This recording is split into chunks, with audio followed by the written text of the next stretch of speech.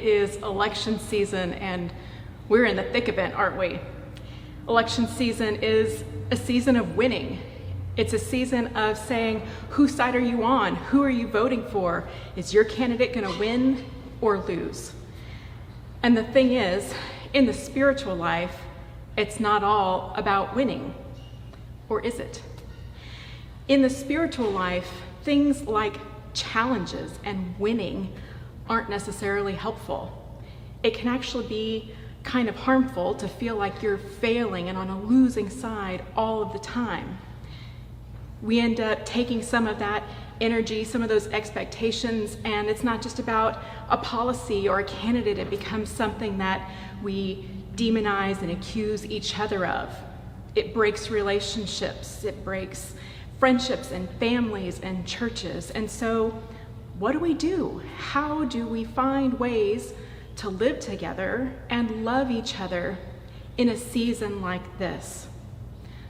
I want to invite you to consider that what we practice becomes who we are.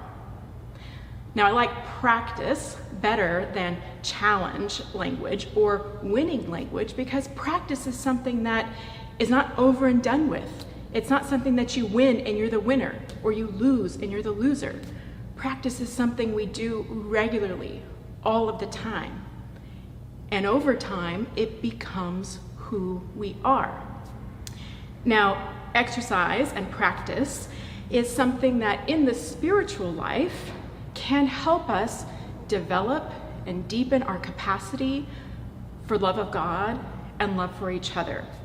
And so I would like to tell you about one of my favorite prayer practices.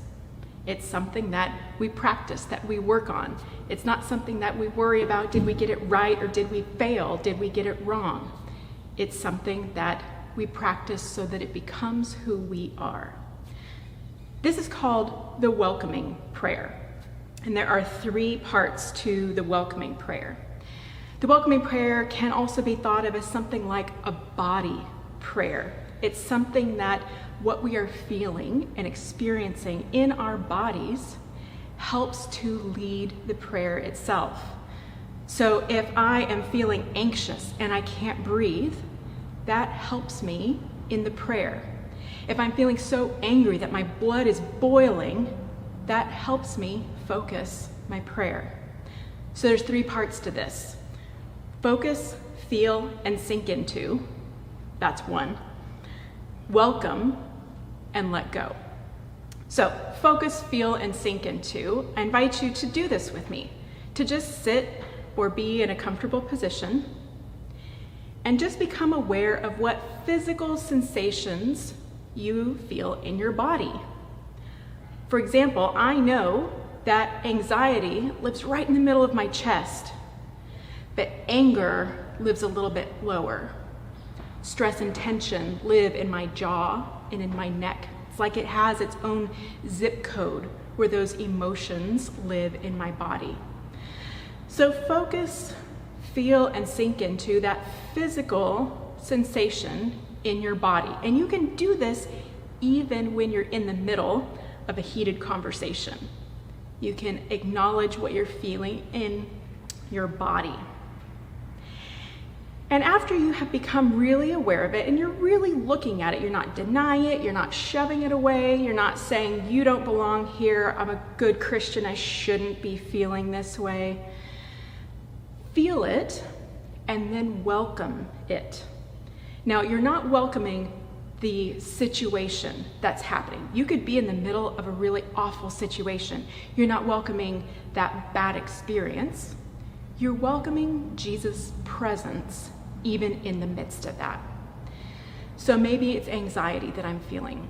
And so I'm welcoming the anxiety because I'm welcoming Jesus to become a part of that experience with me. And I name it, welcome anxiety, welcome anxiety. And I welcome it until it begins to loosen its grip on me. Because Jesus is present with me, Jesus is present even in that really difficult experience. And then the 3rd part is to let it go.